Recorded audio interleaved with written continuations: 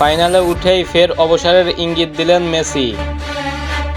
কানাডাকে 2-0 গোলে হারিয়ে আরও একটি শিরোপার দ্বার প্রান্তে আর্জেন্টিনা।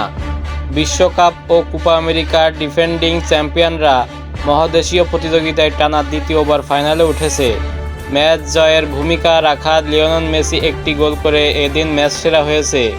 এরপর ফের অবসরের ইঙ্গিত দিয়েছেন আলবিসেলেস্তার অধিনায়ক, বলেছেন এটি আমার শেষ লড়াই।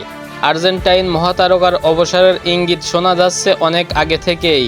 তিনি নিজেও স্পষ্ট করে বিদায়ের সময় জানাচ্ছেন না, তবে তার কথার সূত্র ধরে গণমাধ্যম সেই ইঙ্গিত জোরালো করেছে সময়ে সময়ে।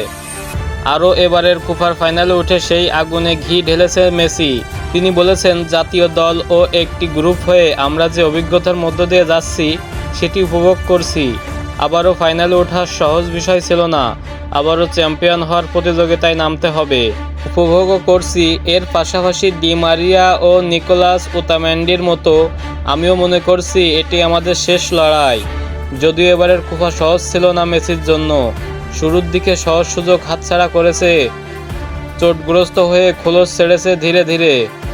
আজ চলতি কোপার পেলেন নিজের প্রথম গোল। দল ফাইনালে উঠলেও যাত্রাটা যে মোটেও সহজ ছিল না।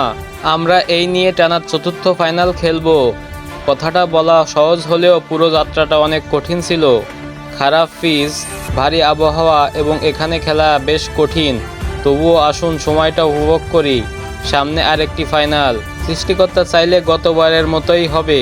এই ম্যাচে ফিট না থাকলেও মেসি যে পুরো সময় খেলবেন সেই ইঙ্গিত আগেই দিয়েছেন আর্জেন্টাইন কোচ লিওনেল স্কেলোনি।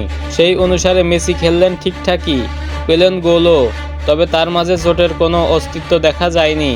আজকের গোল যৌথভাবে আন্তর্জাতিক ম্যাচের দ্বিতীয় সর্বোচ্চ 109 গোলের মাইলফলক স্পর্শ করেছে লা পুলগা। আগামী সোমবার কোপার ফাইনালে নামলে মেসি টানা চতুর্থ ফাইনাল খেলতে যাচ্ছেন। 2021 কোপা ও ফিনালিসিমার পর 22-এর বিশ্বকাপ, এবারের কোপা দিয়ে টানা চতুর্থ শিরোপা জয়ের বিরল রেকর্ডের কাছাকাছিও আর্জেন্টিনা। এর আগে অবশ্যই কঠিন সময় পার করেছে মেসি ও আর্জেন্টিনার দল।